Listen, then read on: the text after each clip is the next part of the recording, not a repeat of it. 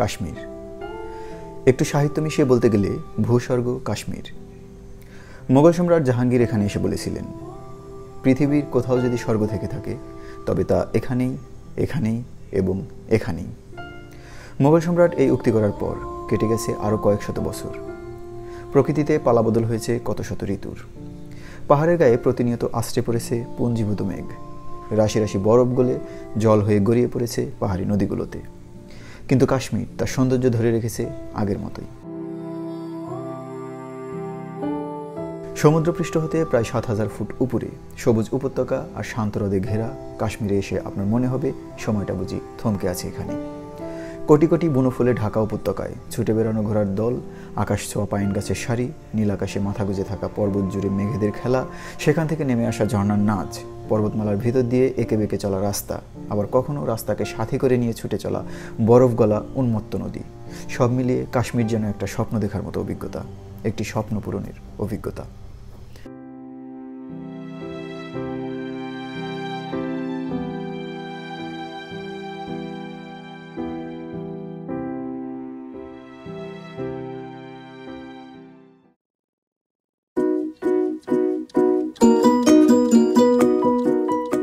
Hello viewers, আসসালামু আলাইকুম।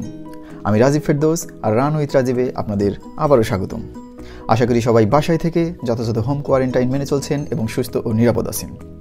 আজকের ভিডিওটির টাইটেল দেখে হয়তো অনেকেই বুঝে গেছেন যে আজকে আমি কী নিয়ে ভিডিও করতে যাচ্ছি। হ্যাঁ ভিউয়ার্স, আমার কাশ্মীর সিরিজের মোট 9টি পর্ব আমি ধারাবাহিকভাবে ইতিপূর্বে আমার চ্যানেলে আপলোড করে দিয়েছি, যেগুলো আপনারা দেখেছেন এবং অনেক পজিটিভ রেসপন্স করেছেন। এজন্য আমি আপনাদের প্রতি কৃতজ্ঞতা প্রকাশ করছি। ভেবেছিলাম কাশ্মীর নিয়ে আমার আর কোনো ভিডিও তৈরি করতে হবে না, কিন্তু সময়ের সাথে সাথে একটি বিষয় খেয়াল করলাম, আর তা হলো কাশ্মীর নিয়ে আপনাদের আগ্রহ, এবং সেই আগ্রহ থেকেই আপনাদের অসংখ্য প্রশ্ন আমি আমার ভিডিওর কমেন্ট বক্সে, আমার ফেসবুকের গ্রুপে, পেজে, এমনকি আমার ব্যক্তিগত ফেসবুক আইডির ইনবক্সেও পেয়েছি। খুব কমন প্রশ্ন যেমন ছিল, তেমনই ছিল কিছু আনকমন প্রশ্ন।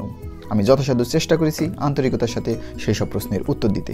তারপরও আমার কেন যেন মনে হলো আমি আপনাদের সেই সমস্ত প্রশ্ন নিয়ে আরও একটি বিস্তারিত পর্ব তৈরি করব, যেটি হবে কাশ্মীর স্পেশাল প্রশ্নোত্তর পর্ব।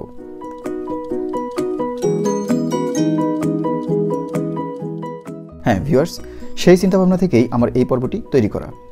অনেক ঘাটাঘাটি করে আমার নিজস্ব অভিজ্ঞতার আলোকে বেশ সময় নিয়ে এই পর্বটি আমি তৈরি করেছি। আমি যথাসম্ভব চেষ্টা করেছি আপনাদের সমস্ত প্রশ্ন উত্তরের সাথে সাথে কাশ্মীর ভ্রমণের ব্যাপারে সম্ভাব্য সব রকম তথ্য দিয়ে আপনাদের সহায়তা করা।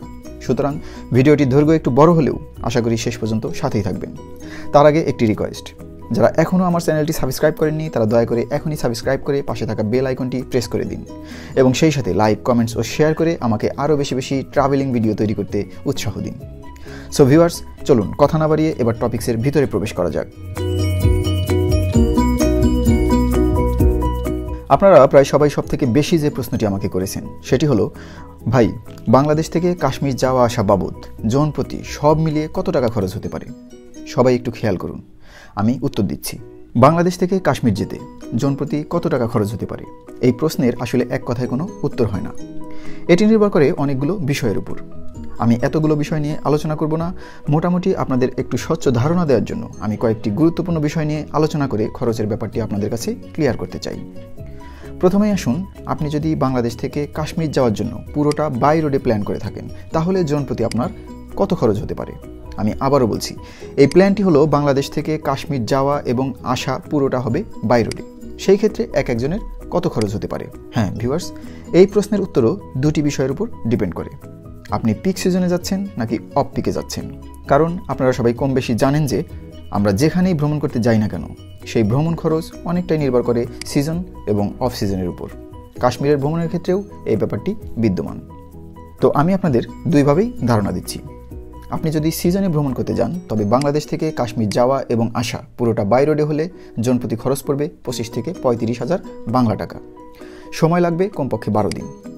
বাই রোডে ভ্রমণের ব্যাপারে কিন্তু এই সময়ের ব্যাপারটা আপনাদের অবশ্যই মাথায় রাখতে হবে। এই 12 দিনের ভিতর কিন্তু কাশ্মীর যাওয়া এবং আসায় রাস্তাতেই আপনাদের 6 দিন কেটে যাবে, আর 5টা দিন কাশ্মীরে থাকতেই হবে। হাতে একদিন বেশি ধরে রাখা ভালো। সুতরাং সর্বমোট আপনাদের 12 দিন ধরে রাখতে হবে। আপনারা যদি একটু কষ্ট করেন, রিল্যাক্স ট্যুর বাদ দিয়ে একটু সস্তা খোঁজেন, তবে 25,000 টাকায় সুন্দর মতো হয়ে যাবে। আর যারা একটু রিল্যাক্স ট্যুর দেবেন, কষ্ট একটু কম করতে চান, তারা 35,000 টাকায় বিন্দাস ঘুরে আসতে পারবেন। আমি আবারও আপনাদের স্মরণ করিয়ে দিচ্ছি, এই খরচ কিন্তু যদি আপনি পিক সিজনে বেড়াতে যান তাহলেই। এবার অফ সিজনে যদি যান তবে বাজেট ট্যুরের জন্য আপনার 20,000 টাকা আর একটু রিল্যাক্স ট্যুরের জন্য 30,000 টাকা ধরে রাখবেন। আশা করি এই টাকায় আপনাদের হয়ে যাবে। সো ভিউয়ার্স, এই গেল বাই রোডে বাংলাদেশ থেকে কাশ্মীর যাওয়া এবং আসার জন্য সিজন বেঁধে জনপ্রতি খরচের একটি ধারণা। এবার আসি বাই এয়ার, অর্থাৎ আকাশপথে বাংলাদেশ থেকে কাশ্মীর যাওয়া এবং আসা কত টাকা খরচ হতে পারে জনপ্রতি। যদি আপনারা বিমানের টিকিটটা অন্তত 1 থেকে 1.5 মাস আগে করে রাখতে পারেন তবে কিছুটা কম পাবেন। ধরে নিলাম আগেই করে রাখলেন, সেক্ষেত্রে আপনাদের একজনের খরচ পড়বে সিজনে 35 থেকে 40,000 বাংলা টাকা, আর যদি অফ সিজনে যান তবে 30 থেকে 35,000 টাকা। সময় হাতে রাখতে হবে 7 দিন, যাওয়া আসা মিলে 2 দিন এবং কাশ্মীরে 5 দিন, এই মোট 7 দিন। আর আপনি যদি বিমানের টিকিটটা আগে থেকে বুকিং না করে একদম ভ্রমণ ডেটের কাছাকাছি এসে টিকিট করেন তবে মোট খরচের সাথে আরও 2 থেকে 5,000 টাকা যোগ করে রাখবেন। এবার আসি আপনাদের দ্বিতীয় প্রশ্নের উত্তরে, গ্রুপ করে গেলে কি খরচ কম হতে পারে? হলে কোন কোন ক্ষেত্রে হবে? হ্যাঁ ভিউয়ার্স, গ্রুপ করে গেলে কিছু কিছু ক্ষেত্রে খরচটা কম হয়, সব ক্ষেত্রে কিন্তু না। যেমন ধরুন বাস বা ট্রেনের টিকিট মূল্য, এগুলো গ্রুপে গেলেও যা একাও তা, এখানে কম বেশির কিছু নেই। কিন্তু হোটেলে যদি আপনি একা একটা রুম নেন তাহলে ওই রুমের ভাড়া যদি 800 টাকা হয় তবে তা আপনাকে একা দিতে হচ্ছে, অথচ ওই রুমে 2 জনে থাকলে জনপ্রতি 400 টাকা করে ভাগ করে নিতে পারছেন। এরকম খাওয়ার ক্ষেত্রেও কিছুটা কম হয়, হয়তো দেখা গেল 4 জনের খাবার নিয়ে 6 জন খাচ্ছেন, কিন্তু একজনের ক্ষেত্রে নির্দিষ্ট পরিমাণ খাবার আপনাকে নিতেই হবে। এরপর গাড়ির বিষয়ে যদি আসেন, কাশ্মীরে যাওয়ার পর আপনারা গ্রুপ হলে ব্যক্তিগতভাবে গাড়ির রিজার্ভ নিতে পারবেন, যা একা সম্ভব নয়। সেক্ষেত্রে বিভিন্ন জায়গায় যেতে হলে আপনাকে শেয়ারে যেতে হবে। তো এইরকম কিছু ব্যাপার যদি আমরা বিবেচনা করি তাহলে দেখা যায় কিছু কিছু ক্ষেত্রে গ্রুপে গেলে খরচটা একটু কম হয়।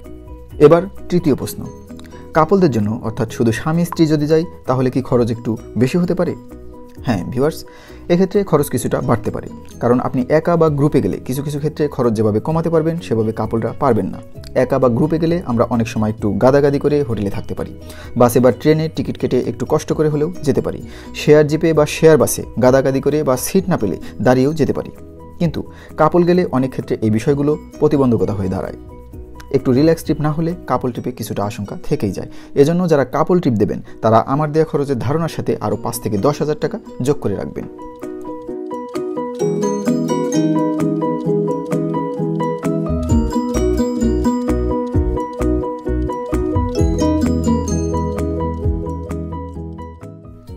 এরপর 4 নম্বর প্রশ্ন, কাশ্মীর যেতে হলে কি একা একাই সব প্ল্যান করে যাওয়া ভালো নাকি কোনো ট্যুর কোম্পানি বা কোনো এজেন্টের প্যাকেজে যাওয়া ভালো?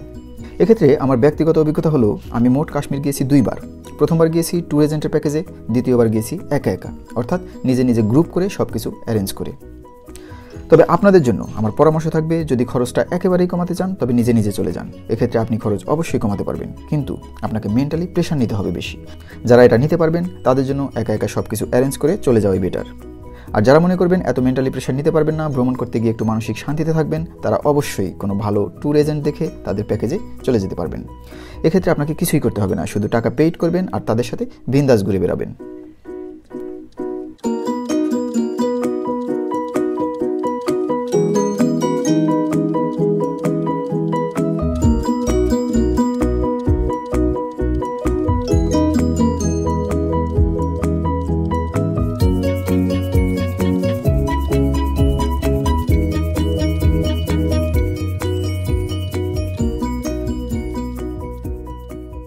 অনেকেই প্রশ্ন করেছেন যদি প্যাকেজে যাই তবে এই প্যাকেজগুলোর মূল্য কেমন হতে পারে। হ্যাঁ, বিভিন্ন এজেন্টের বিভিন্ন রকম প্যাকেজ রয়েছে। এই প্যাকেজেরও আবার আছে ভালো মন্দ ক্যাটাগরি। টাকা একটু বেশি দিলে আপনাকে তারা একটু বেশি সার্ভিস দেবে, আবার কম টাকায় কম সার্ভিস। তবে সব মিলিয়ে ভালো এজেন্টদের সার্ভিস আপনাকে হতাশ করবে না। স্বভাবতই এরা ব্যবসায়িক দৃষ্টিকোণ থেকেই প্যাকেজগুলোর আয়োজন করে, তাই তাদের একটা প্রফিট থাকতেই হয়। সেভাবে বিবেচনা করলে আপনি যদি প্যাকেজে বাই রোডে যেতে চান তবে জনপ্রতি খরচ পড়বে 30 থেকে 40,000 টাকা, আর বাই এয়ারে যেতে চাইলে 40 থেকে 50,000 টাকা। এখানে কোনো পিক সিজন বা অফ সিজন নেই, তাদের সব সিজনের রেটই মোটামুটি এটাই হয়ে থাকে।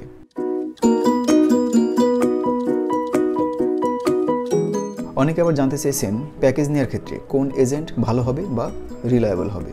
হ্যাঁ, এখানে আপনাদের একটু সাবধানতা অবলম্বন করতে হবে। বর্তমানে উল্টাপাল্টা অনেক ট্যুর কোম্পানি আছে যাদের প্যাকেজের সাথে কথায় আর কাজে মিল পাবেন না, তাই দেখে শুনে প্যাকেজ ঠিক করতে হবে যাদের সার্ভিস এবং কথা কাজের সাথে মিল আছে। এরকম 2টি এজেন্ট বা ট্যুর কোম্পানির নাম আমি আপনাদের সাজেস্ট করছি। একটি হলো ক্যাফে ট্যুর অ্যান্ড ট্রাভেলস, যার কর্ণধার এমডি জাওয়েদ হোসেন। তিনি কলকাতার লোক, যার কাছ থেকে আমি বাংলাদেশে থেকেই কাশ্মীর ভ্রমণের জন্য ইন্ডিয়ান ট্রেন এবং বিমানের টিকিট কেটেছিলাম। লেনদেন করেছি ব্যাংকের মাধ্যমে। উনি বাংলাদেশেরই একটি ব্যাংক অ্যাকাউন্ট আমাকে দিলে আমি সেখানে অ্যাডভান্স টাকা পাঠাই। তারপর উনি টিকিট কেটে আমাকে মেইলে পাঠিয়ে দেন। আপনারা ওনাকে বিশ্বাস করতে পারেন। শুধু টিকিট নয়, ওনার নিয়মিত কাশ্মীর প্যাকেজগুলো আপনারা নিতে পারেন। গ্রুপ হলে উনি আয়োজন করে দেবেন, আর যদি আপনি 2-1 জন বা একা হন তবে ওনার গ্রুপের সাথে যোগ দিতে পারেন। উনি খুব বিশ্বস্ত এবং কাশ্মীর ট্যুরের ব্যাপারে অভিজ্ঞ। সবথেকে বড় কথা, উনি নিজে আপনাদের সাথে কাশ্মীর ট্যুরে থাকবেন। ওনার ফেসবুক ডিটেলস আমি ভিডিও ডিসক্রিপশনে দিয়ে দিলাম। আরেকটি ট্যুর কোম্পানির কথা আমি বলবো, সেটি হচ্ছে ট্যুর গ্রুপ বিডি বা টিজিবি। ওনারাও বছরের নির্দিষ্ট কিছু সময় কাশ্মীর ট্যুরের আয়োজন করে থাকে। আপনারা অনায়াসে ওনাদের সাথে গিয়ে কাশ্মীর ঘুরে আসতে পারেন। বিশ্বস্ততা এবং সততার দিক থেকে ওনাদের উপর আপনারা পূর্ণ আস্থা রাখতে পারেন। ওনাদের ফেসবুক লিঙ্কও আমি আমার ডিসক্রিপশন বক্সে দিয়ে দিলাম। এরপর আসি, অনেকেই প্রশ্ন করেছেন কাশ্মীর ভ্রমণের ক্ষেত্রে ইন্ডিয়ান ট্রেনের টিকিট এবং বিমানের টিকিট কিভাবে বুকিং করা যায়। বিমানের টিকিট বুকিং করাটা আসলে অতটা জটিল নয়। আপনার কাছে যদি ইন্টারন্যাশনাল ক্রেডিট কার্ড থেকে থাকে তবে আপনি ঘরে বসে অনলাইনেই সমস্ত বিমানের টিকিট বুকিং করে ফেলতে পারবেন। আর যদি কার্ড না থাকে তবে ভালো কোনো এজেন্ট দ্বারা টিকিট করে ফেলতে পারবেন। দেশের প্রায় সব জেলা শহরেই কিছু কিছু এরকম এয়ার টিকিট কাটার ট্রাভেল এজেন্ট পাবেন। প্রয়োজন শুধু ভালো একটি খুঁজে বের করা। আর এত ঝামেলায় না যেতে চাইলে আপনারা ক্যাফে ট্যুর অ্যান্ড ট্রাভেলসের জাওয়েদ ভাইয়ের সাথে যোগাযোগ করতে পারেন। উনি আপনাদের ট্রেনের টিকিট কাটার জন্য বিশ্বস্ত একজন হতে পারেন। টিকিটের দাম থেকে হয়তো সামান্য কিছু চার্জ উনি বেশি নেবেন। কথা বলে আপনারা ঠিক করে নেবেন।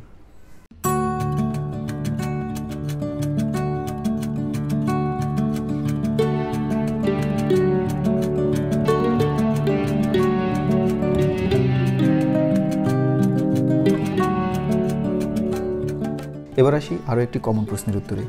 হোটেল বুকিং করে যাব নাকি গিয়ে করব? এটা আপনার ইচ্ছা, তবে পরিষ্কার বলে দিচ্ছি, অনলাইনে আগে থেকে হোটেল বুকিং করে গেলে অবশ্যই হোটেলের রুম ভাড়া কিছুটা হলেও বেশি পড়বে। তবে কাশ্মীর যেতে হলে যদি আপনার কলকাতায় একদিন স্টে করতে হয় এবং আপনি যদি ভরা মৌসুমে যাওয়ার প্ল্যান করেন তবে চেষ্টা করবেন কলকাতার হোটেলগুলো অন্তত আগে থেকে বুকিং করে যেতে। কিন্তু কাশ্মীরে আমার মনে হয় না হোটেল বুকিং করার প্রয়োজন আছে। যদি একটু কষ্ট করার মানসিকতা থাকে তবে আপনারা ওখানে গিয়ে অনেক হোটেল পেয়ে যাবেন। একটু ঘুরে দেখে শুনে কম রেটে উঠে পড়বেন। আগে থেকে বুকিং করে গেলেও যেতে পারেন। হোটেল ভাড়াগুলো কেমন হয়, কীভাবে বুকিং করবেন, এসব ব্যাপারে আমি আমার কাশ্মীর সিরিজের 9টি পর্বে বিস্তারিত বলে দিয়েছি। না দেখলে দেখে নেবেন।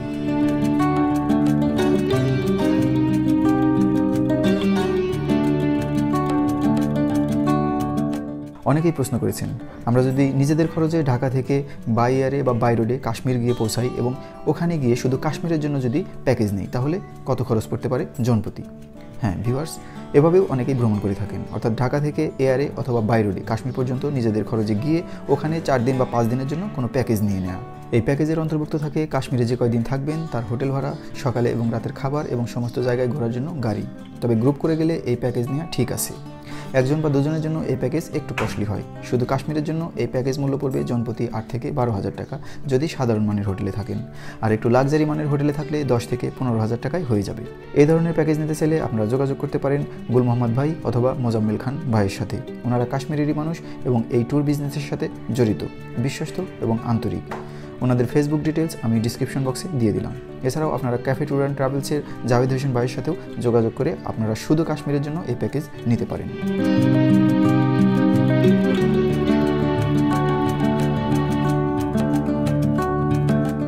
এর পরের প্রশ্নটি আমাকে অনেকেই করেছেন, কলকাতা থেকে জম্মু পর্যন্ত গিয়ে ওখান থেকে কাশ্মীর যাওয়ার জন্য কিভাবে গাড়ি ঠিক করতে হয়। হ্যাঁ, কলকাতা থেকে জম্মু পর্যন্ত আপনারা ট্রেনে যদি যান তবে জম্মু স্টেশনে নেমে আপনারা শেয়ার ট্যাক্সি করে কাশ্মীর যেতে পারবেন। ভাড়া পড়বে জনপ্রতি 88 রুপি করে। আবার চাইলে বাসেও যেতে পারবেন। ভাড়া পড়বে জনপ্রতি 250 রুপি করে। তবে শীতের সিজনে অতিরিক্ত স্নোফলের কারণে এবং বর্ষায় ভারী বৃষ্টিপাতের কারণে মাঝে মাঝে এই রাস্তা বন্ধ থাকে। তাই যাওয়ার আগে ওয়েদার ফরকাস্ট দেখে নেবেন। আর জম্মু স্টেশনে নেমেই আপনারা ট্যাক্সি বা বাস স্ট্যান্ড পেয়ে যাবেন। ওখান থেকে কাশ্মীর যেতে সময় লাগবে 7 থেকে 8 ঘন্টা। কোনো কারণে জম্মুতে আপনাদের থাকার প্রয়োজন হলে হোটেল পেয়ে যাবেন সস্তাতেই, তাই টেনশনের কিছু নেই।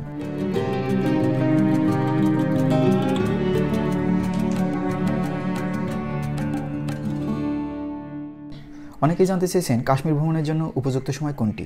হ্যাঁ ভিউয়ার্স, এই প্রশ্নের মুখোমুখি হয়েছি আমি অনেকবার। আমি বলবো, আপনি কি চান? বরফ দেখতে চান নাকি সবুজে সবুজে ছেয়ে থাকা অপরূপ প্রকৃতি? আপেল দেখতে চান নাকি টিউলিপ গার্ডেন? আপনার এই চাওয়ার উপরেই আসলে ডিপেন্ড করে আপনি কোন সময়টাতে কাশ্মীর যাবেন। কারণ কাশ্মীরে এই 4 ধরনের প্রকৃতি আছে। যেমন নভেম্বর থেকে মার্চের মধ্যে গেলে আপনি শুধু বরফ আর বরফ পাবেন, সাথে স্নোফল তো আছেই। আবার এপ্রিলে গেলে পাবেন টিউলিপ গার্ডেনের মোহনীয় রূপ। মে থেকে আগস্ট পর্যন্ত প্রকৃতিতে চলে সবুজের খেলা। সে সময় বৃষ্টিও হয় থেমে থেমে। কাশ্মীরের পাহাড়ি নদীগুলো তখন জীবন্ত হয়ে ওঠে, ঝর্ণাগুলো যৌবন ফিরে পায়। এই সময় কিছু কিছু জায়গায় অবশ্য হালকা বরফ পাওয়া যায়। আবার আপনি যদি সেপ্টেম্বর অক্টোবরে যান তবে আপেল বাগানে আপেল পাবেন, সেই সাথে পাবেন জাফরান খেতে জাফরান। এখন আপনি সিদ্ধান্ত নিন আপনি কোন সিজনে যাবেন।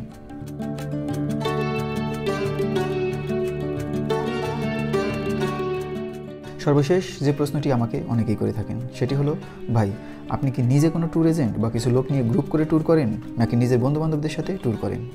তাদের বলছি, ভাই আমি কোনো ট্যুর এজেন্ট নই, আমি স্রেফ শখ করে ভ্রমণ করি।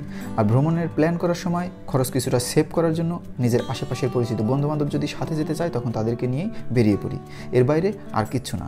এরকম যদি গ্রুপও না করতে পারি তবে একা একাই কোনো ট্যুর কোম্পানির সাথে অ্যাড হয়ে যাই, ব্যাস।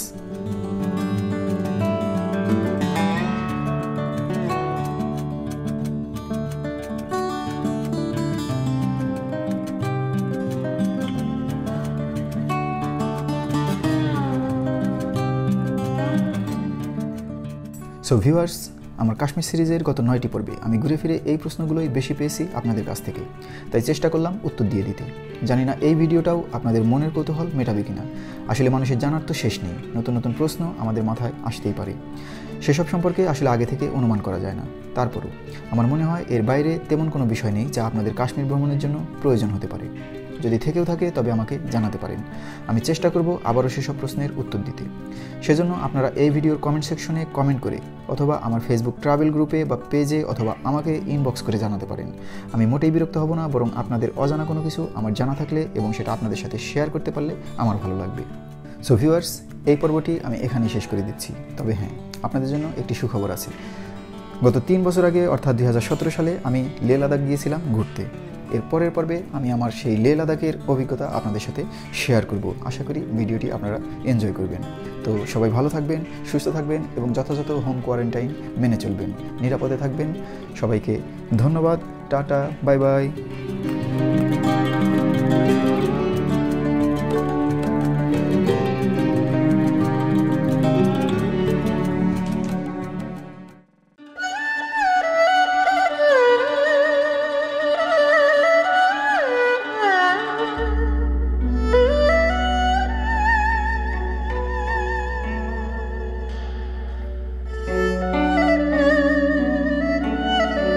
হাই ফ্রেন্ডস, আমি এখন আছি খারদুংলা পাস নামের একটি জায়গায়।